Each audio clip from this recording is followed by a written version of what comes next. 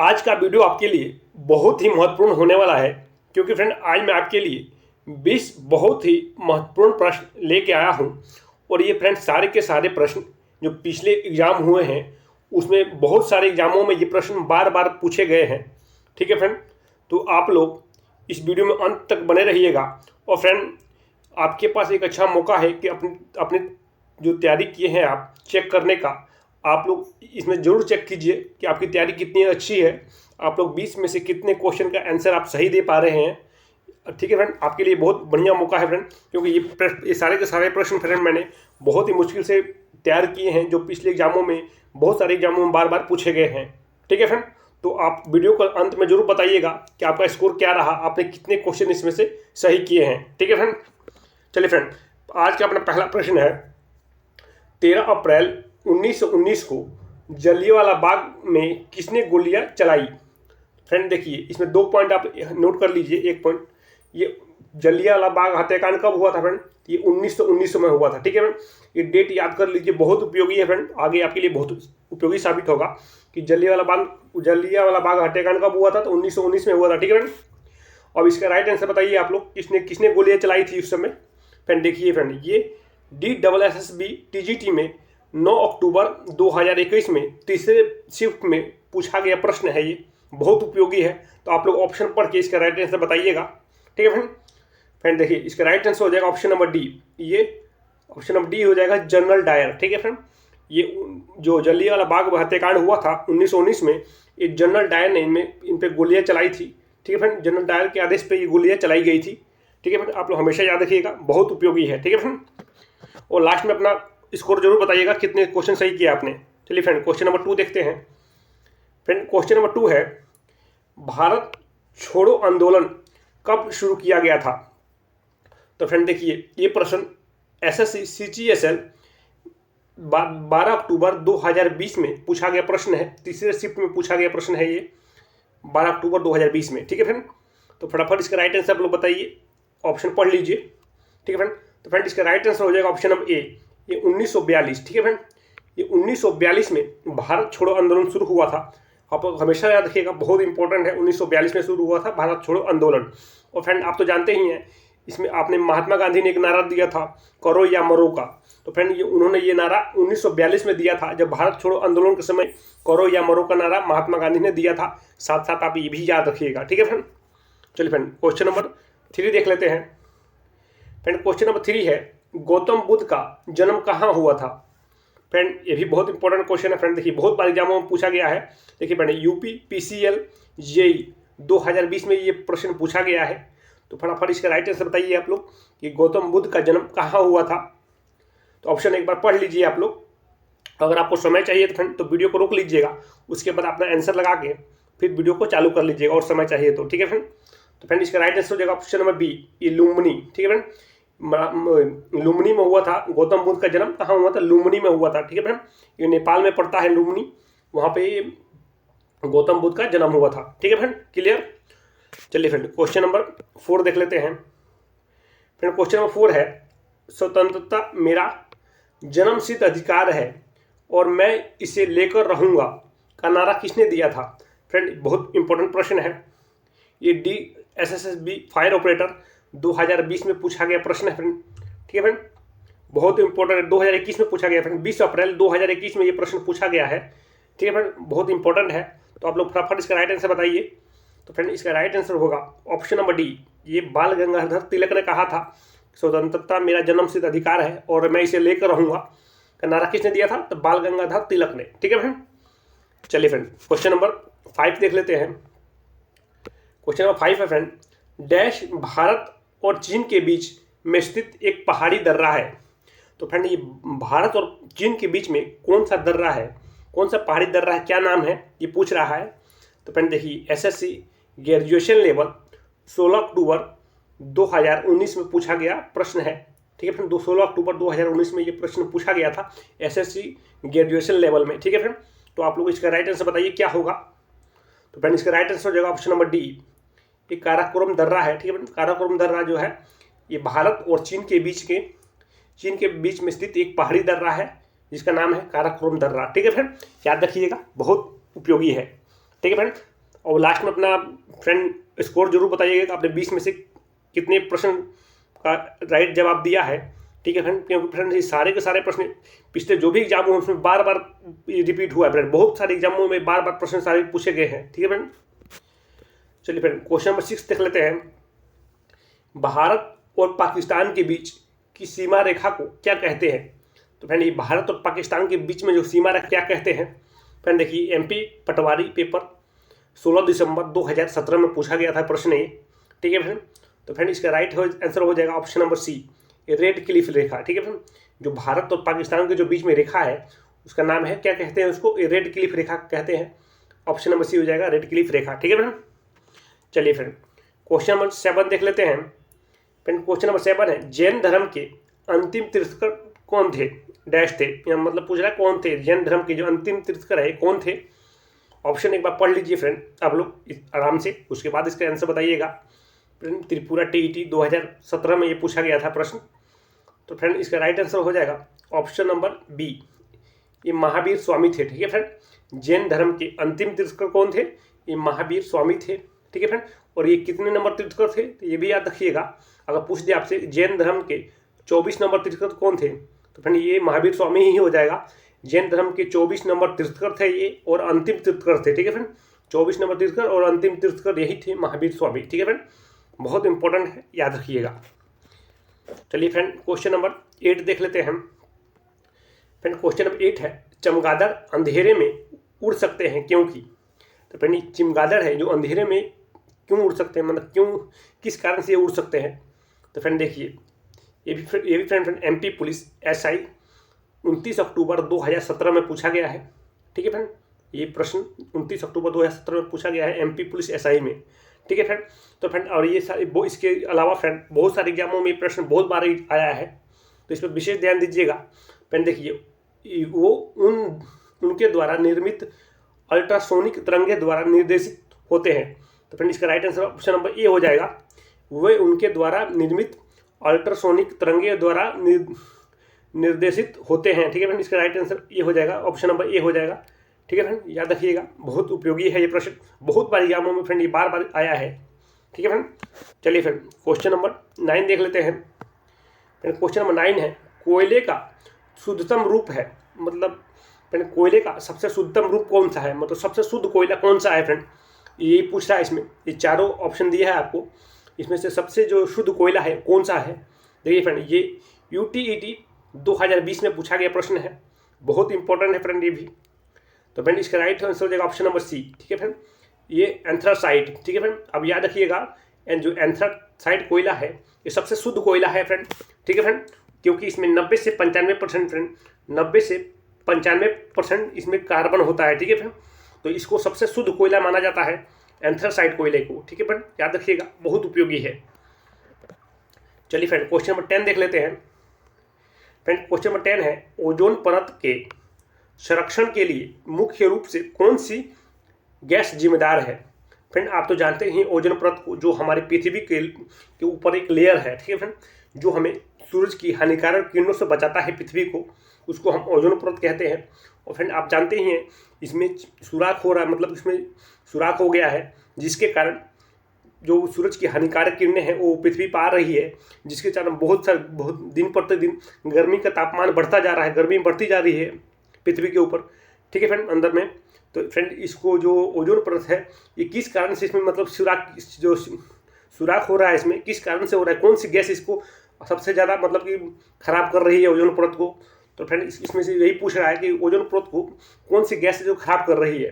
तो फ्रेंड देखिए इसका राइट आंसर हो जाएगा, बताइए आप लोग। फ्रेंड इसका राइट आंसर हो जाएगा ऑप्शन नंबर CFCS। ठीक है फ्रेंड, इसका नाम है CFCS, इसका नाम हिंदी बोलिएगा इसको, तो क्लोरोफ्लोरोकार्बन। ठीक है फ्रेंड, क्लोरोफ्लोरोकार्बन गैस जो है ये सबसे ज़्यादा मतलब कि ओजोन परत को सबसे ज़्यादा ये गैस खराब कर रही है। इसका तब इसका राइट आंसर है option number C, chlorofluorocarbon CFCS। ठीक है फ्रेंड, याद रखिएगा, बहुत इंपॉर्टेंट है, ये बहुत बार एग्जामों में आया है फ्रेंड। फ्रेंड देखिए बिहार CET बीएड 22 सितंबर 2020 में ये पूछा गया प्रश्न है। ठीक है फ्रेंड, तो याद रखिएगा ओजोन परत किससे प्रभावित हो रहा है, किससे कौन से गैस जो है ओजोन परत को जो डैमेज कर रही है, तो CFCS क्लोरोफ्लोरोकार्बन। ठीक है फ्रेंड, बहुत इंपॉर्टेंट है, याद रखिएगा। चलिए फ्रेंड, क्वेश्चन नंबर 11 है फ्रेंड, निम्नलिखित में से किस विटामिन की कमी से रक्त का थक्का जमने से रुकता है? तो फ्रेंड कौन सी विटामिन की कमी से जो रक्त का थक्का है वो नहीं जमता है? ठीक है फ्रेंड, तो इसका यही पूछ रहा है आपसे। देखिए फ्रेंड, ये एसएससी एमटीएस 16 सितंबर 2017 में पूछा गया प्रश्न है। ठीक है फ्रेंड, बहुत इंपॉर्टेंट है ये भी फ्रेंड, ये बहुत बार एग्जामों में ये फ्रेंड बार ये प्रश्न रिपीट हुआ है। तो फ्रेंड ये हमेशा याद रखिएगा, जो विटामिन के, ठीक है फ्रेंड, विटामिन के की कमी से शरीर में जो रक्त का थक्का है वो नहीं जमता है। ठीक है फ्रेंड, याद रखिएगा, विटामिन के की कमी से अगर शरीर में आपको जो रक्त का थक्का है वो नहीं जमेगा फ्रेंड, तो कहीं घाव हो गया फ्रेंड या चोट लग गई, आपको कट गया, तो जो खून बहता है फ्रेंड वो रुकता नहीं है। अगर विटामिन के की कमी हो जाएगी शरीर में तो खून का जो प्रभाव है नहीं रुकेगा। ठीक है, रक्त का थक्का जो है नहीं जमेगा, जो खून आपका नहीं रुकेगा। ठीक है फ्रेंड, तो इसी कौन सी कमी, किसकी कमी से नहीं होता रुकता है फ्रेंड? तो विटामिन के की कमी से रक्त की थक्का नहीं जमता है। ठीक है फ्रेंड, याद रखिएगा, ऑप्शन नंबर बी इसका राइट आंसर हो जाएगा। चलिए फ्रेंड, क्वेश्चन नंबर 12 देख लेते हैं फ्रेंड, विश्व पर्यावरण दिवस कब मनाया जाता है?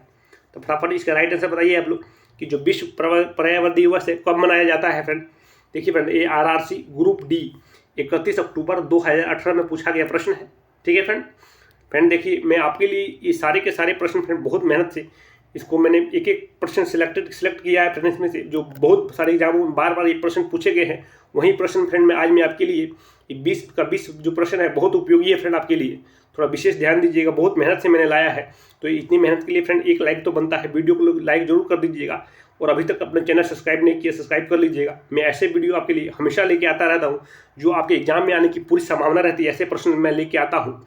ठीक है फ्रेंड, तो कहीं ना कहीं आपके लिए चैनल बहुत उपयोगी होगा, एक बार सब्सक्राइब जरूर कर लीजिएगा। ठीक है फ्रेंड, सामने बेल आइकन घंटे के निशान को जरूर दबा दीजिएगा ताकि जब भी मैं वीडियो अपलोड करूँ तो नोटिफिकेशन आपके पास मिल जाए।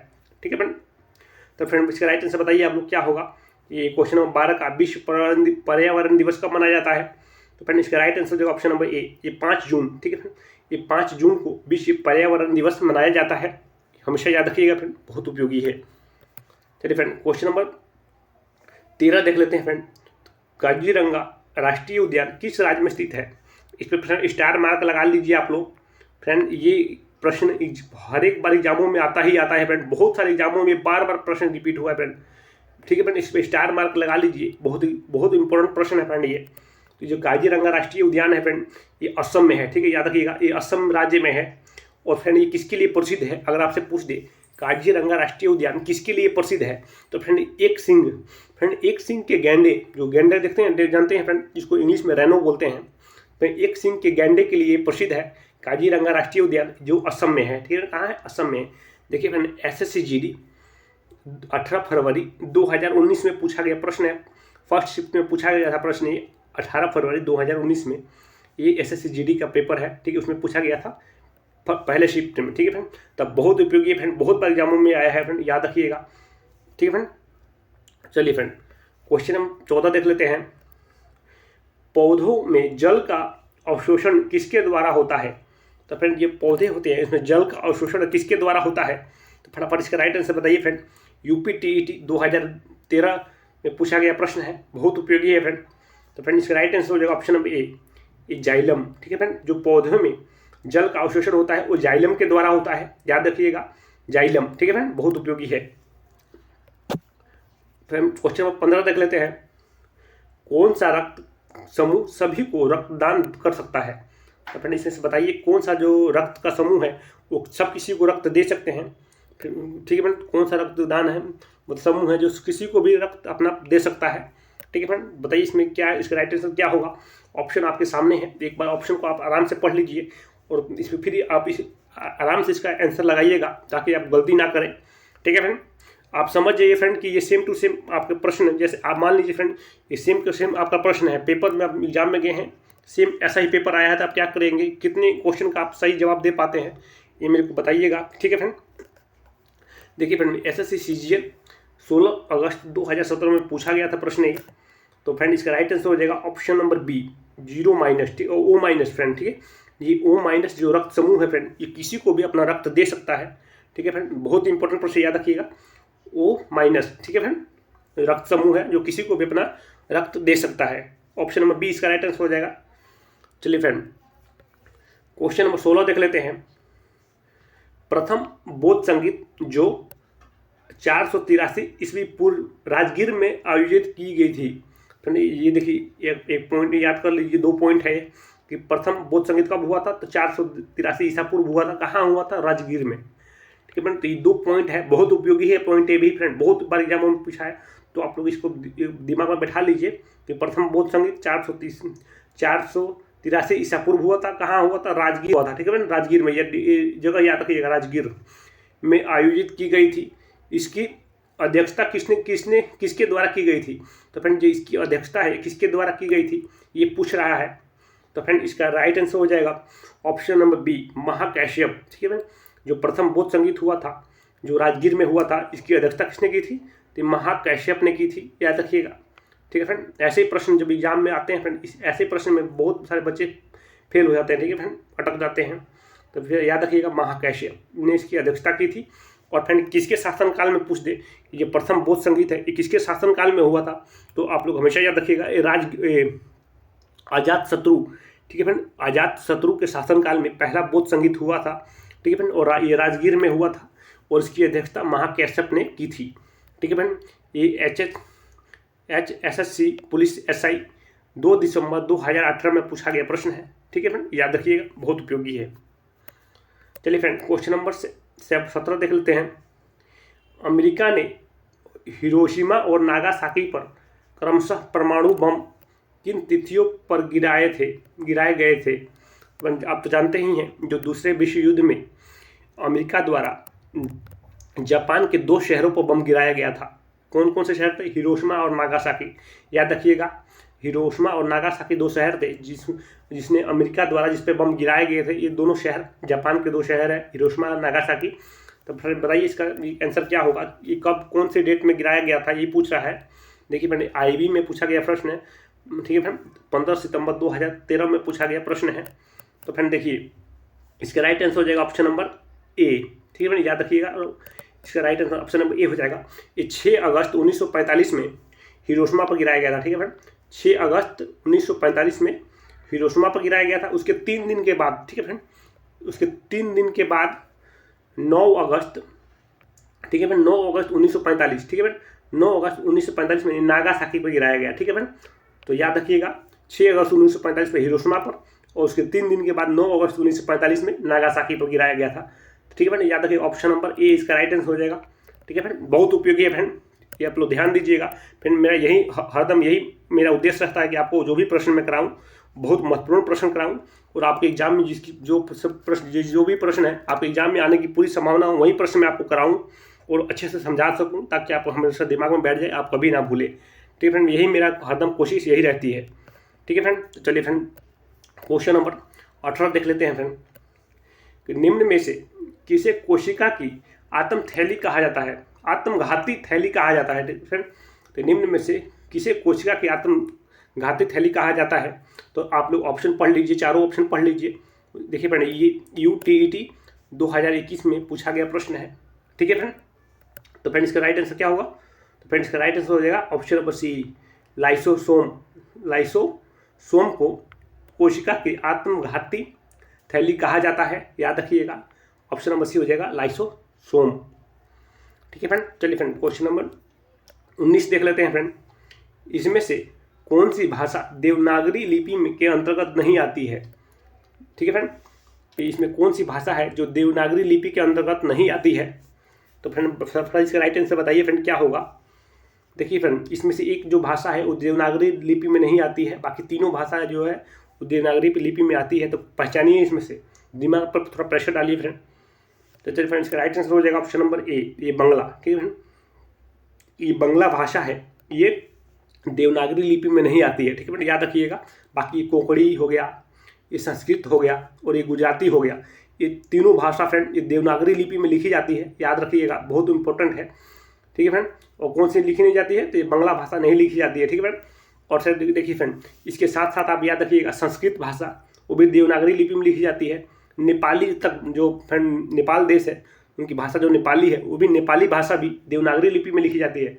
तो ये 2 पॉइंट बहुत ही इंपॉर्टेंट फ्रेंड याद रखिएगा। हिंदी भाषा, संस्कृत भाषा और नेपाली भाषा, ठीक है फ्रेंड। ये तीनों भाषा देवनागरी लिपि में लिखी जाती है, ठीक है फ्रेंड।